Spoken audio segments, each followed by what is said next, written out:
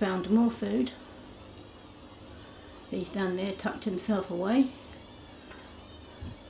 I did have plastic fencing all around here, like mesh fencing, but last night one of the cubs got tangled up in it, and I had to very carefully, and I mean carefully, untrap himself by literally holding him down and then cutting the plastic away from his paws.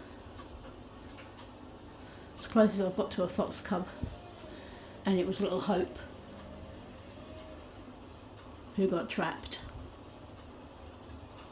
So that fencing's gone and it's a bit safer now.